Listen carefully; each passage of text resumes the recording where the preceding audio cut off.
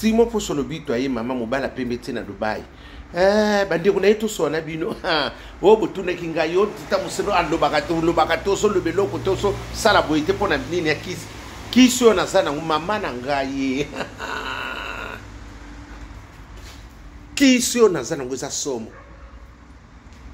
kisi ona sana ngokombo na ngoza somo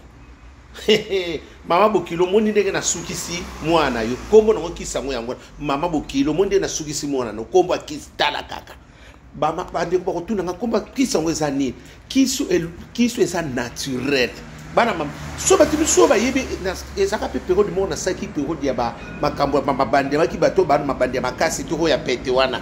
ba résultat ozwa kité boswa mingi bobenga ngate tindela nga 30 c'est trop tard l'air yango ko profiter ezate eloko soki ndenge omoni badeko na biso bazaka na venga mukenda ba Dubai muke wana o basaka so kaka ba makasa ko liamba na ko tsami sapi musana mama wana bolali kana mwasu mosa ko soka ebimie bango wana yango na iko soka bino papa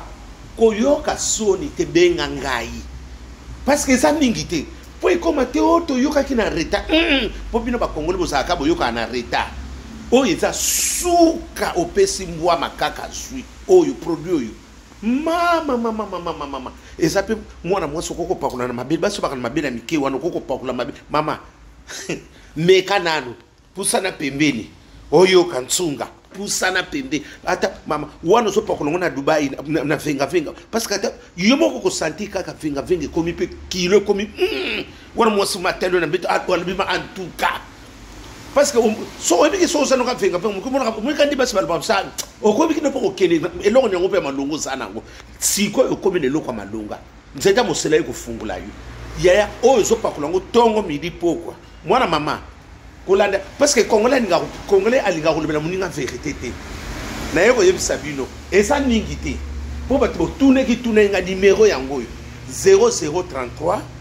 753 03 8804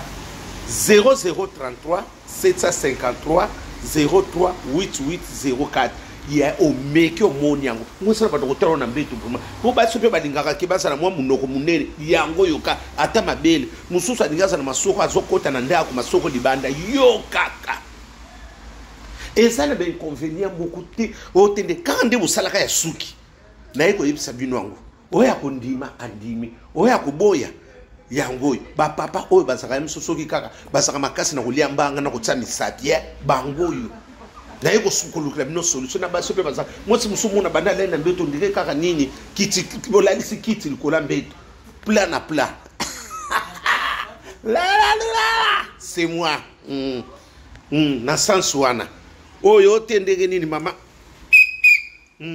batu nyoso na yebisa mame alelo ngange kutu abeki no ona na batu ngamo ba kutinda 30 alelo ngange na zozela parce que o tietembe o moni yango yaya numéro ngona zongi 0033 753 03 8804 et ça peut pona bambale mibali o bazaka yamsu mama o va o koti kamba moko mosa kosoka